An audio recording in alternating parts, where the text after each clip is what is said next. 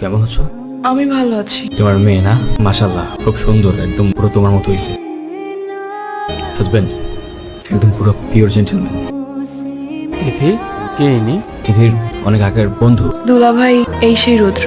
আসো মামা, আপনাকে তো চেনা চেনা মনে হচ্ছে। আরে চেনা চেনা তো লাগবেই, ও হচ্ছে তিথি সেই না বলো ভালোবাসা যার জন্য তিথি বিয়েটাই ভেঙে দিয়েছিল। তিথির তাহলে বিয়ে হয়নি? না, হয়নি। সত্যি তুমি বিয়েটা ভেঙে দিয়েছো? তো কি করব, বিয়ে না ভেঙে তো আর কোনো উপায় ছিল না।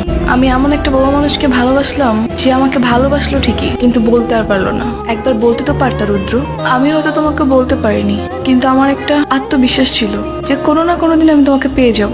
আর সেই জন্য আমি এখনো বিয়েই করিনি। রুদ্র, আমি কি তোমাকে একটু জড়িয়ে ধরতে পারি?